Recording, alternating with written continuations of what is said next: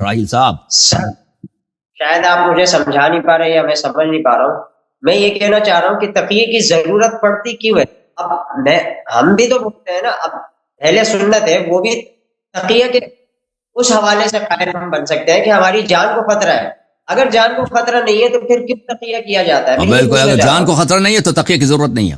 اگر آپ کو کوئی خطرہ نہیں ہے تو تقیہ کہ ہمارا بھی یہی عقیدہ خطرہ نہیں ہے، ٹھیک ہے نا، تو مشکل کیا؟ ہاں، تو یہ جو حدیث ہے میں آپ سے یہی عرض کر رہا ہوں کہ یہ جو حدیث ہے اس میں پھر کون سا دین ہے وہ مجھے آپ بتا دینا پلیز. کون سا دین ہے؟ کس دین کی بات کر رہے ہیں؟ دین اسلام کی بات کر رہے ہیں نا. دین اسلام میں اگر کسی کو خطرہ ہے تو وہ تقیہ کر لے. ہم نہیں کہتے، مسلمانوں کا شیعوں کا عقیدہ یہ نہیں ہے کہ آپ بلا وجہ تقیہ کریں. تقیہ ہے نہیں، آپ تقیہ کرتے جائیں. بھائی جب آپ کو خطرہ ہو تو آپ کے بچوں کو خطرہ ہو، آپ کی بیوی کو، آپ کی ناموس، آپ کی عزت کو خطرہ ہے تو آپ وہاں پہ تقیہ کر لیں نا. تو اس کا مطلب یہ ہے آپ خود بھی مانتے ہیں کہ یہ تقیہ صحیح ہے، تو پھر مشکل کیا ہے؟ ہم تو نہیں کہتے بلا وجہ تقیہ کریں. یہی آپ سے عرض کر رہا ہوں. دیکھیں تقیہ آپ لوگوں کے درمیان، آپ کے شیعہ مذہب کے درمیان تقیہ فرض واجب کی اہمیت رکھتا ہے. میں آپ سے یہ عرض کر رہا ہوں آپ لوگوں کیا بھی رکھتا ہے نا. اگر خطرہ ہے تو واجب. دیکھیں جیسے حج ہے، بھائی حج واجب ہے مسلمانوں پر، لیکن ہر آدمی پہ واجب تو نہیں ہے نا. جس کے پاس پیسے ہیں وہ حج پہ جائے گا، پیسے نہیں ہے تو حج واجب نہیں ہے، ٹھیک ہے نا. اسی طرح تقیہ جو ہے جس آدمی پہ خطرہ ہے یا جس کمیونٹی پہ، جس معاشرے میں خطرہ ہے، کیا وہاں پہ ایسی بات کریں، ایسا کام کریں تو لوگ آپ کو ماریں گے. جیسے آپ بمبئی میں رہتے ہیں یا ہندوستان میں کسی ایسے گاؤں میں رہتے ہیں نا، پنجاب میں یا ہند میں ایسی جگہ رہتے ہیں کہ وہاں پہ ہندوؤں کا بڑا زور ہے. آپ ان کے بتوں کو کچھ کہہ دیں نا، وہ آپ کو چیر پاڑ کے رکھ دیں گے. تو وہاں پہ آپ ان کے بتوں کو کچھ نہیں کہیں گے نا. ان کے مندر کے سامنے سے آپ چپ چاپ با احترام گزر جائیں گے. بھائی کیوں؟ وہ مندر کا احترام کرتا ہے؟ نہیں، مندر کا کوئی نہیں، وہ ڈر رہا ہے، بھائی ڈنڈا ہے ان کا، ٹھیک ہے نا. تو تقیہ اس کو کہتے ہیں. ہم نہیں کہتے تقیہ ہر حال میں واجب ہے. جی سر بولیں. دین کا حصہ نہیں ہے، آپ یہ سمجھتے دین کا حصہ نہیں ہے آپ کے دین کا حصہ ہے لیکن وہ مشروط ہے نا بھائی. جیسے حج دین کا حصہ ہے، اور بھائی حج دین کا حصہ ہے، حج دین، لیکن یہ ہر شخص پہ واجب ہے؟ ہر شخص پہ واجب نہیں ہے نا، ایک خاص شرط کے ساتھ واجب ہے. اگر آپ کے پاس اتنی مالی استطاعت ہے کہ آپ وہاں جا سکتے ہیں، مکہ شریف جا سکتے ہیں، واپس آ سکتے ہیں، تو حج واجب ہے. اللہ نہیں ہے، ٹھیک ہے، ایک شرط ہے. اگر یہ شرط آپ میں ہے تو آپ حج پہ واجب ہے. ویسے حج دین کا حصہ نہیں ہے. کیوں دین کا حصہ ہے؟ پاکستان میں دیکھیں آپ کو کروڑ لوگ ملیں گے، کروڑا لوگ حج کبھی گئے نہیں، وہ کبھی جائیں گے بھی نہیں. اب وہ بے دین ہے؟ نہیں، بے دین نہیں ہے بھائی، پیسے ہی نہیں ہے تو کیسے وہ؟ کیونکہ مسلمانوں کا یہ عقیدہ ہی نہیں ہے کہ آپ نے حج ہر صورت میں جانا ہے. پیسے ہیں یا نہیں آپ نے حج جانا، یہ تو نہیں ہے بھائی. وہ نماز کی طرح تھوڑی ہے. نماز یہ ہے کہ پیسے ہیں یا نہیں تم نے نماز پڑھنا، ٹھیک ہے نا. تو یہ مشروط ہے، حج مشروط ہے. پیسے ہوں تو آپ حج پہ جائیں گے. تقیہ مشروط واجب ہے. ایک فریضہ ہے اسلام میں، لیکن اس کی شرط ہے. شرط کیا ہے؟ خوف. شرط ہے تو واجب ہے، شرط نہیں ہے تو واجب نہیں ہے. صحیح ہے، ٹھیک ہے. اچھا مجھے میں ایک بات یہ پوچھوں گا. مجھے آپ یہ بتائیں کہ امام اور نبی، آپ لوگوں کے درمیان امام کا درجہ نبیوں کے بعد حضور صلی اللہ علیہ وسلم کے بعد سب سے اعلیٰ ہے. آپ کی نبیوں سے I don't know، میرے خیال سے آپ اس کو زیادہ سمجھتے ہیں، جیسے امامت ہے آپ کے پاس. تو اگر عوام گناہگار ہو جائے، دین سے پھرنے لگے، تو امام کیا کرے گا؟ کیا وہ ان کو دعوت دے گا، جہاد کرے گا، یا وہ تقیہ کرے گا کہ اس کے جان کو خطرہ ہے؟ کیا مطلب؟ کیا دوبارہ سوال کریں؟ اگر کوئی شخص کافر بن رہا ہے؟ نہیں. مثال کے طور پہ جیسے لوگ مرتد ہونے لگ جائیں، لوگ مرتد ہو جائیں، تو امام کا کام کیا ہے؟ کیا ان کو وہ دعوت دیں گے، دعوت اللہ دیں گے، یا وہ جہاد کریں گے، یا وہ تقیہ کر کے خاموش ہو جائیں گے اگر ان کی جان کو خطرہ ہے تو میرے بھائی تو وہی کام کریں گے جو رسول اللہ صلی اللہ علیہ وسلم کریں گے نا. اگر کوئی شخص مرتد بنتا ہے، رسول صلی اللہ علیہ وسلم کے زمانے میں تو پیغمبر کیا کرتے تھے؟ وہ تو سچویشن پہ ڈیپینڈ کرتا ہے، ان کی اپنی استطاعت پہ ڈیپینڈ کرتا ہے نا.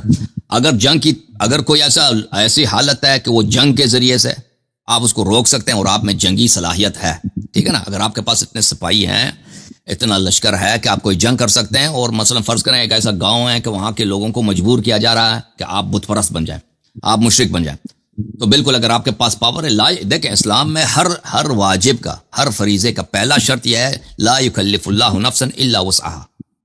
اگر آپ کے پاس استطاعت ہے تو جہاد واجب ہے، ٹھیک ہے نا. اگر استطاعت نہیں ہے تو جہاد واجب نہیں ہے. رسول صلی اللہ علیہ وسلم پہ بھی یہی ہے، استطاعت کے بغیر جہاد واجب نہیں ہے. اگر کوئی امام ہے تو وہاں پہ ایک گاؤں ہے، فرض کریں ایک گوشے میں، وہاں پہ ایک ظالم نے قبضہ کیا ہے، وہاں کے لوگوں کو مجبور کر رہا ہے کہ آپ بتوں کے سامنے نماز پڑھیں، اور یہاں پہ نبی ہیں یا کوئی امام ہے بھائی، وہ ان کو پتہ چل گیا اور ان میں لڑنے کی صلاحیت ہے، ان کے پاس بھائی 1000 سپاہی ہے، 2000 سپاہی ہے، تو وہ وہاں پہ جا کے لڑے گا، وہاں پہ ان کو وہاں پہ اس ظالم کو وہاں سے دور کرے گا، ٹھیک ہے نا۔ اگر اس طرح نہیں ہے، اگر اس طرح نہیں ہے بھائی کہ وہاں اس کے پاس سپاہی وغیرہ کچھ بھی نہیں ہے، لوگ بھی ساتھ نہیں دے رہے، تو پھر وہ دیکھیں گے کہ اس کے پاس کیا اس ظلم کو روکنے کے کیا طریقہ کار ہے، وہاں پہ جا کے نصیحت کرے گا، موعظہ کرے گا، ڈرائے گا بھائی اس ظالم کو، کہے گا کہ آپ یہ کام نہ کریں۔ تو یہ ڈیپینڈ کرتا ہے بھائی سچویشن پہ کہ اگر وہ شخص، کتنے لوگ کافر بن رہے ہیں، ان کے وہاں پہ سب سے افیکٹو، سب سے زیادہ جو مفید اور پرمنفعت طریقہ کار ہے کہ وہاں پہ وہ اسٹریٹجی انسان اپنا لے، تو وہ نبی یا امام، وہ حکیم ہے، اسی اسٹریٹجی کو اپنائیں گے، اللہ کے حکم سے وہاں پہ کام کریں گے، ٹھیک ہے نا۔ اس کے ایک حل نہیں ہے کہ ایک ہی راہ ہوگا، یا جہاد ہوگا، یا اگر جہاد نہیں ہے تو کوئی حل نہیں ہے، وہ ڈیپینڈ کرتا ہے، ٹھیک ہے نا میرے بھائی۔ ٹھیک ہے علیہ علی صاحب، ایک حدیث کا حوالہ میں آپ کو پیش کرتا ہوں، اس کا ذرا مجھے پلیز جواب دے دیں۔ منہاج الصادقین سے ایک حوالہ ہے، حضور صلی اللہ علیہ وسلم کی حدیث بنا کر پیش کیا ہے، جو ایک دفعہ مدعا کرے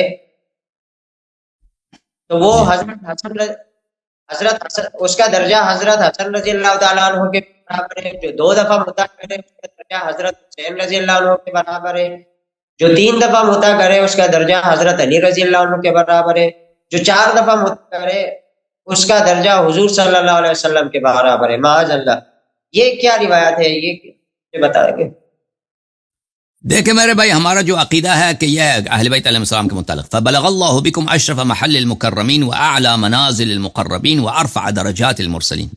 اہل بیت علیہ السلام کو اللہ تعالیٰ نے مکرمین میں سب سے اعلیٰ مقام دیا ہے اور سب سے اعلیٰ منزل دی ہے، اور مرسلین سے بھی رفیع تر درجہ دیا، حیث لا یلحقہ لاحق، کہ کوئی شخص ان کے مقام تک نہیں پہنچ سکتا، ولا یفوقہ فائق، اور کوئی ان سے اوپر نہیں جا سکتا، ولا یسبقہ سابق، اور کوئی ان تک پہنچ نہیں سکتا۔ یہ حدیث صحیح ہے زیارت جامع کبیرہ میں، یہاں تک ولا یطمع فی ادراکہ طامع، کوئی شخص اس کا لالچ بھی نہیں کر سکتا کہ میں آل محمد علیہ السلام جیسا بن جاؤں، ٹھیک ہے نا۔ تو یہ کوئی اس طرح کی یہ ہے۔ جہاں تک اس روایت کا آپ تعلق ذکر کر رہے ہیں، وہ اس روایت کی کوئی سند نہیں، وہ کسی معتبر کتاب میں ہے ہی نہیں، وہ اس کا جو ہے، ہاں وہ جی بالکل، جی ہاں بالکل، وہ کتاب منہاج، تفسیر منہج الصادقین میں ہے، لیکن اس کا نہ کوئی سند ہے، کوئی سند بھی نہیں ہے، اور نہ اس نے کہا بولا ہے کہ میں نے اس کو کہاں سے نقل کیا ہے، ٹھیک ہے نا۔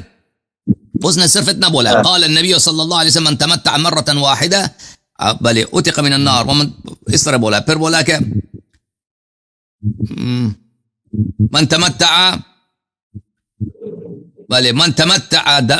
مرتن درجتک درجت الحسین علیہ السلام، اس طرح یہ بھی نہیں بولا کہ یہ حدیث ہے، اس نے یہ نہیں بولا کہ یہ قال رسول اللہ صلی اللہ علیہ وسلم یا قال الامام علیہ السلام، یہ بھی نہیں ہے، اس طرح ایک عبارت ہے وہاں پر، ٹھیک ہے نا۔ اب اس نے کہاں سے لایا؟ منہاج الصادقین، دیکھیں میرے بھائی، منہاج الصادقین ایک شیعہ تفسیر ہے، لیکن اس طرح نہیں ہے کہ وہ اس میں ہر چیز صحیح ہے، ٹھیک ہے نا، یا وہ ہمارے مصادر حدیث میں شیعہ علماء کی تعداد بہت زیادہ ہے، انہوں نے دیکھیں، اور شیعہ ایک نیا قوم نہیں ہے، جب جس زمانے سے آپ کے علماء نے کتابیں لکھنا شروع کر دی ہیں، اس سے پہلے ہمارے علماء نے کتابیں لکھنا شروع کر دی ہیں، ٹھیک ہے نا۔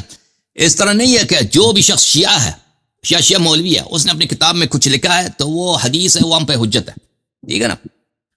وہ باتیں صرف جو اللہ کی باتیں ہیں قرآن مجید میں، اہل بیت طاہرین علیہ السلام، رسول اللہ صلی اللہ علیہ وسلم کے احادیث ہیں، وہ بھی معتبر کتب میں، وہ ہم پہ حجت ہے، ہم اس کو، ہمارا دین ان کا اتباع ہے۔